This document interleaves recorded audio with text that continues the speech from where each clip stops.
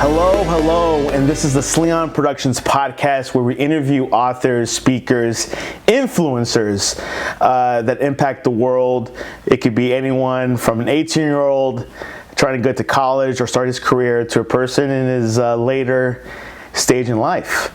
Sometimes you could start a little bit late, like the owner of KFC. He started at 65, didn't give up. Now KFC is the most popular restaurant in the world. Anyways, joining us today, I met this person on LinkedIn about a year and a half ago, and we just connected on LinkedIn right off the bat. And I think I got him to move to Miami and also to attend my church called Woo Church here in Miami. Allan Souza. Hello. Welcome to the Sleon Productions podcast. Thank you so much. I'm excited to be here. Allan is an influencer. He's run through a lot of experiences. Popular YouTube channel. Once his first day at VU, you bumped into someone that knew you from your past social media accounts. He started some new ones, but an amazing life, amazing story. I had one time we ate out together, and he told me everything, and I like to re-experience that in this podcast. So, Allan, thank you. Tell us a little bit about yourself. Thank you. Well, my name is Allan. I'm originally from Brazil. Getting a little older now. I'm 36, about to be 37. Me too. All right, let's go. So just kind of going back to, I think a good place to start is when we actually met. I was in a process. I was living in Connecticut, and I was praying, kind of like I was on a work trip. And I thought Connecticut was going to be my place to be for a while. And I actually had a dream, because God speaks to me a lot in dreams. And I had a dream of, I saw someone flying away on a helicopter. And I woke up that morning and I was like, Lord, what does that mean? And God kept saying, it's time for you to fly away. And I'm like, okay, Lord, where am I going? And I just remember Miami just kept coming into my mind. Like, every other thought was Miami. In hindsight, back when I was 22, I was bartending at that time, and I used to come to Miami for vacations. And I remember the first time I landed in South Beach, I was like, one day I want to live here. And I'm originally from Rio, so being by the beach was something that I loved. But never, life happened. It wasn't until now that opportunity came. So then I had the dream, and I was like, Lord, I don't know where am I gonna go in Miami or nothing. And then I remember going on LinkedIn, and I saw a message from you where you were offering me your services, because I do have a consulting business. And we started just have conversations. I actually remember seeing your message, and I didn't respond, and then I had a dream, and then I went back to LinkedIn and saw your message, and in that message I was like, okay, Lord. We started talking about business, and I was just got my certificate to become a life coach, and I was thinking about launching a life coaching fitness business, and we just decided to talk about building a website and things like that. But within the conversation, we were talking about God, and I don't know how God came up in a conversation, and you said, oh, I'm a Christian also. And then I was like, that's awesome. And then I just started telling you a little bit about myself, and we even talked about meeting up to have lunch when I came to visit. And then you mentioned your church, and that kind of like set up the groundwork for us to actually meet. So yeah, I was really blessed when I heard his testimony. Allan has a whole lot of energy. You mentioned about fitness, something that if you go to his Instagram, he does a lot of fitness. You recently lost what, like 20, 30 pounds? 35 pounds. Yeah, 35 pounds, which was in a month, was that? Pretty much a month I did it. Interesting. So, but not just, way before that, he started a Zumba, Zumba gym. Tell us a little bit about your experience with that. Yeah, so in my early 20s, just give you guys, I came from Brazil, and at that time we had applied for my green card. And when September 11th happened, nothing was kind of on hold. So just like everyone else who's waiting for their paper, I was doing all kind of under the table jobs and things like that. And I remember working I was bartending at the time, and someone invited me to go to a Zumba class, and I went in. And I always loved dancing, and then this lady was like, I think you should get certified because you're really good. And I'm like, oh, I said, okay. So I went, got certified, and the guy from the gym was like, I will give you a class at 8 p.m. at night. I'm like, bro, 8 p.m. I mean, here in Miami, 8 p.m. works because everything is late. But I was living in Scranton, Pennsylvania. So I'm like, 8 p.m., nobody's going to come to my class. But again, I was a newbie. No one knew me. So 8 p.m., showed up the first day, 4 people came. The next time, 5, 10, 15. This is all at 8 p.m. They got to a point where all the ladies that used to come to my class wrote the gym owner saying like, listen, we're putting our kids to bed and then having to come to work out because this class is so late. We want to move this guy up. So the girl who actually influenced me to get certified, it was like, you know what, I'm going to give you my class at 6 p.m. And I think that began that my business kind of started in because my class went from 15 to 20, 30, 40, 50, 60, 70. The gym owner blew up the wall to make the room bigger. I created another class called Brazilian Fit, and I was literally running through all Scranton, Pennsylvania, teaching everywhere, personal training, teaching classes. And one day I just was praying about it, and I kind of felt, I was like, you know what? I know I have the young generation in our city, and I know this other lady who had the older generation. I was like, listen, we're both working for everybody. Why don't we just do something for ourselves? And I think we can actually build something. So we came up with a studio. It was called Studio LA. Her name was Lisa, so Lisa and Allan. And we just literally opened the doors. And from the moment we started, it just went crazy. You know, by the grace of God, I mean, classes were always packed. But I always had I've always had a vision that was not my end. It was kind of something that I knew I needed to do, because then by the time that I opened my business, my green card had came, I had my papers. So then I went to Penn State, and I was doing, as an adult student, I was like, I want to graduate quickly. So what can I do to focus on school but still maintain some kind of income? So opening the studio allowed me to go to school full-time, train people in the morning, go to school, teach at night, you know. So for 3.5 years, because I graduated in 3.5 with a bachelor's in business, for 3.5 years I was up at 4 a.m. every day, probably going to bed at 10 at night. But I knew that if I put in the work, that it would pay off in the end. And that's how I started my first business. And I was there I owned the studio for 3.5 years. You mentioned your faith. I know it's a big part of your life, not just in personal, but also in business. Please explain, how'd you get so involved with your faith? How'd you found Jesus and so on? Yeah, so that story. So going back, I did grow up in a faith-based home. My mom and my dad were Christians, but I grew up in a very I grew up in an assembly Pentecostal church, but the one that I lived in was super closed-minded. Like, we dressed certain ways, and God to me was more, I feel like I lived more of a religion. So you can't do this, you can't hang out with these people, you can't wear this, you can't listen to this, you can't watch this. And that was what I thought faith was. You know, there's all these do's and don'ts. But then at 22, I decided, you know what, this is not for me. I was battling things within me, and I said, you know what, Lord, I don't want this anymore for my life. And even not getting so personal, but when I was younger, what had happened in my life was I had suffered abuse from the age of 4 to about 12. And in that kind of distorted my image of who I was. So when I reached about the age of 12, instead of me asking for help, I kind of internalized all that guilt and self-guilt, and which in my teen year, up until I was 21, I was actually 265 pounds because food had become my comfort. You know, every time an abuse would happen, or every time I thought about things that, like homosexual things, anything like that, what I would do is I would run to food because I didn't have anyone else to talk to, and food was my comfort zone. You know, and then going hindsight in that kind of, even that distanced myself from God. So at 22, I decided, you know what, I can't live this lie anymore.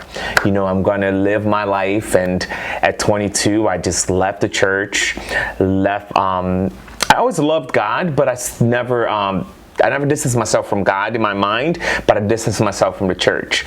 And from the age of 21 to, when I'm 36 now, to 21 to 34, I kind of literally lived my life thinking I was living my truth. You know, that's something we hear a lot. Oh, that's my truth.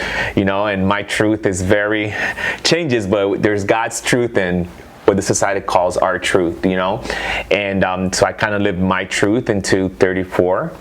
And at 34, I had I call it a Paul experience. You know, in the hindsight of all that, I had got into drugs. I mean, I literally had lost everything, bro. Like, I was living in Pompano Beach, Oakland Park, Pompano Beach area. Unfortunately, I got into meth. And I was at a rock bottom in my life. You know, the drugs had taken over my life. I had lost my job, the verge of losing my apartment, and basically injecting myself all the time with the drug. But in the silver lining about that is that one day I was sitting in my apartment, and I heard a voice, an audible voice like I'm talking to you out of nowhere, that said, "I made you perfectly in your mother's womb, and the promises I have for your life still stands." And when I heard that voice, I thought I was going crazy. And I was like, who's talking to me? You know, and then I realized that it was God. And I knew that the life I was living was not the life that God had called me to live. And at that moment, I remember calling my mom and said, "Mom, God is real." I was like, "He just spoke to me. I want to come home," you know, kind of like the prodigal son. And my mom... She was praying for you too. She was. Yeah. So my mom... what she said to me, she goes, and the crazy part is, just this part too, is my mom was actually at home with her pastor. They were just like fellowshipping, and her phone was down, and it was me. She goes, "Oh, it's my son. I'm gonna answer later." And the pastor said, "No, you need to answer that phone right now." Oh my gosh. Because God had just spoken to me. I was so sensitive, and you know, when you realize you're doing something wrong, bro, and that's why I love the story of the prodigal son. When he realized he was about to eat the foods with the pigs, he turned around, and his father welcomed him with open arms. And I felt like that I needed that my mom to answer that call to assure me. And then when she answered, she goes, "I've been praying for the past 13 years. She goes, "Come on home." And in a matter of 3 days, my sister got me a plane ticket, went into a program up north in Connecticut. And for 8 months, I was just in there. And the biggest thing for me, so when God spoke to me, I thought it was about the drugs, bro. I was like, listen, you know, of course, drug is bad. God is real. I'm changing. And I remember like it was today. I was sitting in my apartment, making my bag to actually go to the program. And I had worship music playing. And Tasha Cobb's song, "To Break Every Chain," came on. Perfect song. Right? And if you actually listen to her song from her, I think it's her first live album. In the middle of the song, she goes, "I want to pray against the spirit of homosexuality." And when she said that, bro, in that video, the Holy Spirit spoke to me again. God said in my heart, "I made you perfect in your mother's womb." And that was like, I think the first time God spoke to me was huge, but that one, I literally remember just breaking down and saying, "Lord, I don't understand what that means. But now you took the veils off my eyes, and I realized that I was actually living a lie. In that, Lord, I don't understand it. I'm still attracted to men. I've been doing, I don't know what this is, but if you said it, I believe it." And then when that happened, I went up to the north into a program, and when I got in there, God said to me, he said, "Allan, I want you to put your sexuality on a shelf, and I want us to focus on who Allan is and who I am." And in that 8 months, sex was out of the mind. No, Lord, sexuality is part of us, but it's not who we are. Mm-hmm. So for the 8 months, God started showing me who I was, how he created me. He started the process of renewing of the mind. And it wasn't anything like, you know, I know there's a lot of things out there where people do like shock therapy, and it was nothing of that. It was just literally encounters after encounters with God, listening to the word, you know what I mean, hearing God through people. And I remember when I left that program, you know, because especially when you're in a program, bro, it's like you're in this little box, you know, God is working in you, but life don't really start until you jump out of the box, because you're in there, you're shield. That was in a Christian program, nothing was coming in, but as soon as you finish that and you go out to the world, that's when the test really began. Did everything that I planted in you is going to bear fruit from now on. And I remember leaving the program, crazy. So yeah, I left the program. I had I left that program a year and a half ago, right before we met. I left the program. I had my suitcase, 25 cents in my account, and I was homeless. I didn't know what to do. And I remember sitting in front of a library, and I still had because when I went to the program, I still had my laptop. And so I just opened my laptop, and the library had 30 minutes free Wi-Fi. So I was like, okay, let me get in this Wi-Fi. I was like, who can I reach out to for help?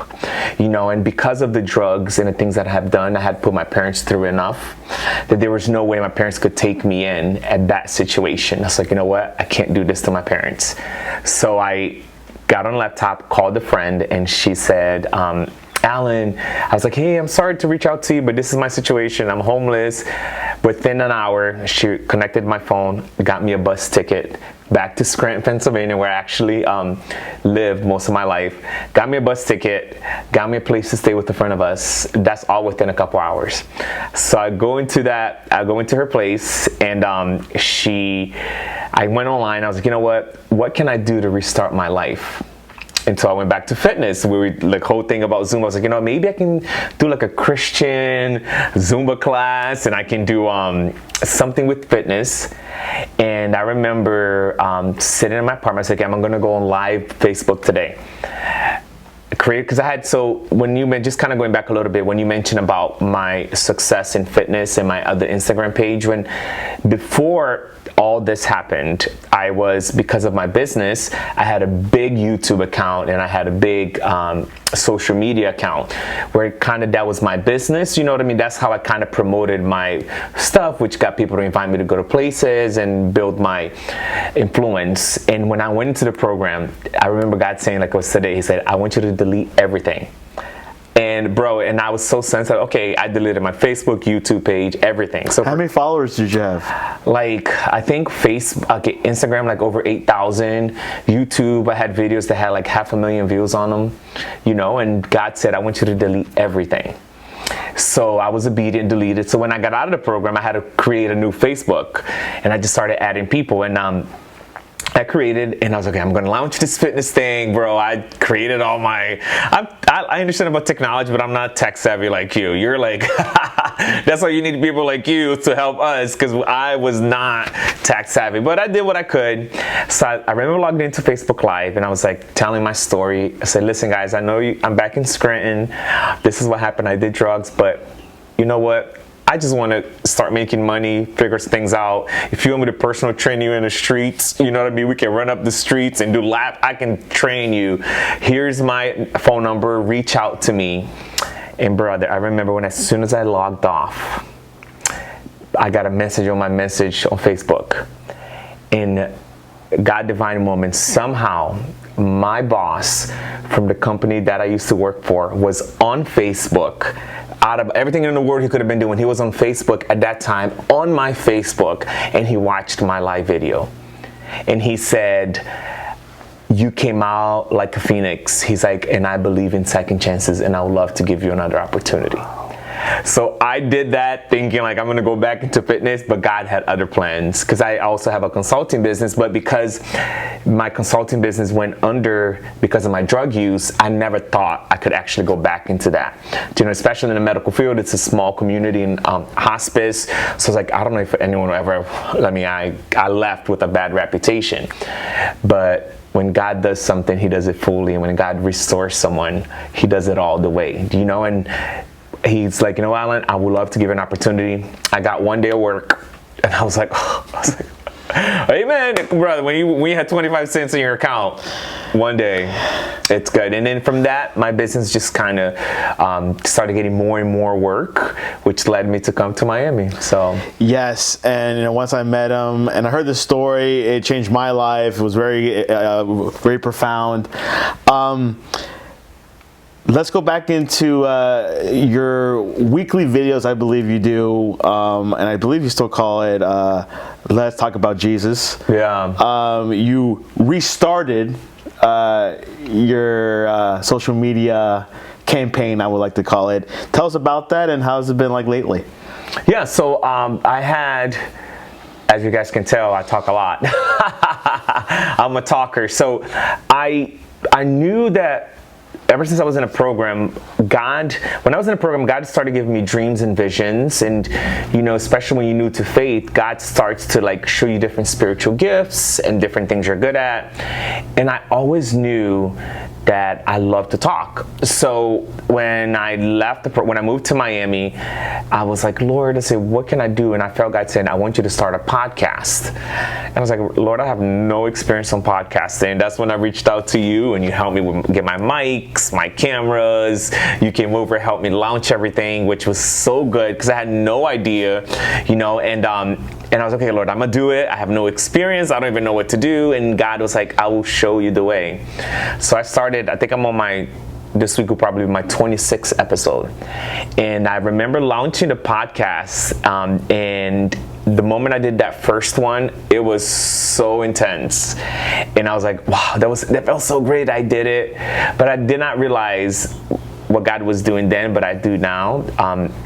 God was teaching me how to first to speak publicly, and two, because I was actually praying on my way here about our podcast, and God was showing me a vision of something that I've actually asked God not to become, and where there is a lot happening in our society today, where there's a lot of people who have influence, but they're talking the talk, but not really walking the walk.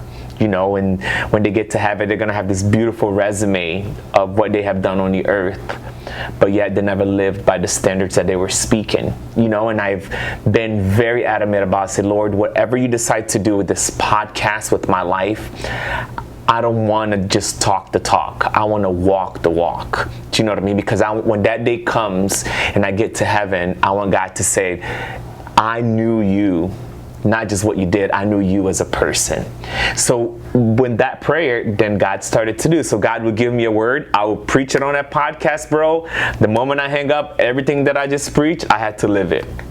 So then if I'm telling you to have faith and be encouraged that week, I'll go through so many trials that my faith and encouragement was tried, because I was talking the talk, but I had to walk the walk. And that is how you become a man or a woman of authority, is that when you're actually able to say, you know what, I'm not just talking this, but I've actually walked it, you know. And that's what my podcast has been. It's been a season of learning whatever God puts in my heart to share it. Sometimes I live it the week before, and then I'm able to share that week, or sometimes I get a fresh word from God and I go because I'm very enthusiastic person, I go on and preach it, and then 2 days later I'm like, I gotta go watch my own video, bro, because I'm going through the same thing I just preached.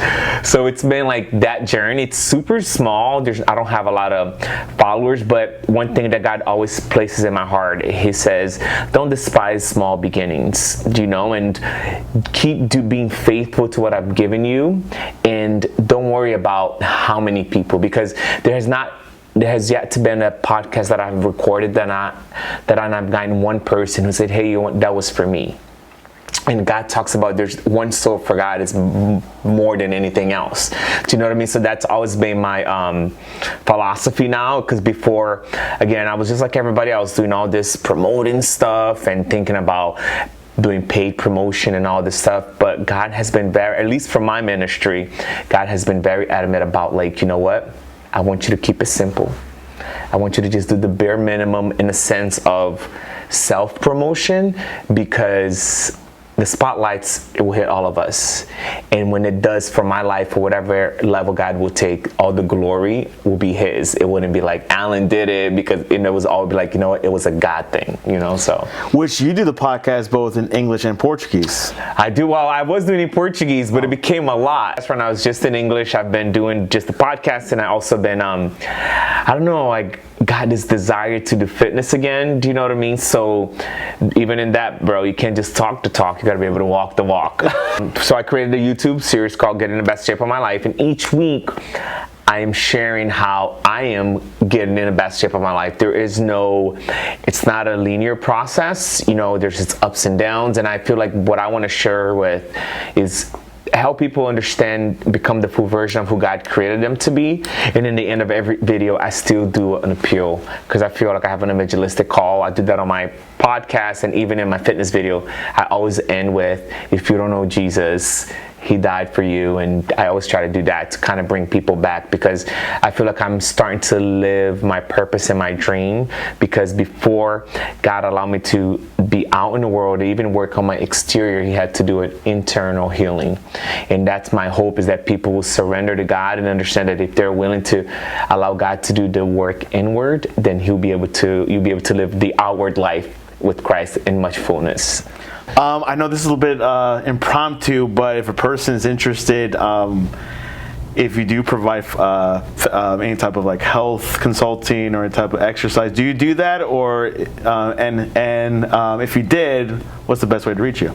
No, definitely, yes. So I did get my life coaching license because my other business also has been taken off. I haven't really been doing it, but what I would say is I do have my YouTube channel. Hopefully you can share the link, and my Instagram, where you can reach out to me. And I believe one thing that I prayed about God was said, I read it in a Message Bible, it says about being a container where God can put anything in and bear fruit.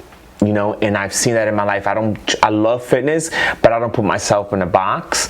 I've always said, Lord, what can I do for you today? Like, what mission do you have for me today that you can use me as a container? So whatever you put it into my box, it will bear fruit. You know, so if you're struggling with fitness, with identity, if you're struggling trying to find out to hear from God, do you know what I mean? That is something that God has given me, the gift of wisdom, the gift of encouragement, you know, and if you're looking for help, definitely reach out. We're not in this alone. We're in this life together.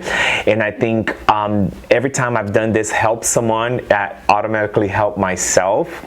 And I think I always say that the story is the same, just the characters that change, you know. And when you have lived a life of a lot of ups and downs, whatever you're going through, brother, either I've already been through it or I've already heard someone who's been through it. So I would love to encourage you and help you, and hopefully maybe do something together. So amen. And what is your Instagram username and your YouTube? Okay, it's my Instagram is BRALLAN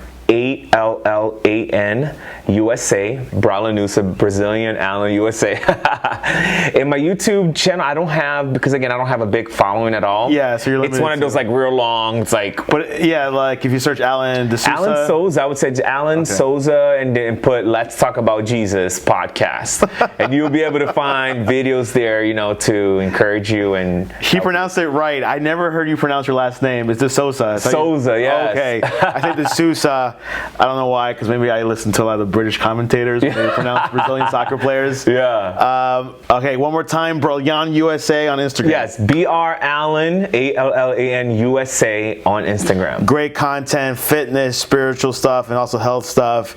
Definitely encourage to follow Allan. He's been a great person to meet this past year and a half, and really blessed. And I really appreciate you coming on to the Sleon Productions podcast. Thank you so much. It was a pleasure. It was my first podcast, so I can't believe there's even more. There should be. We'll get you on more, probably. Let's go.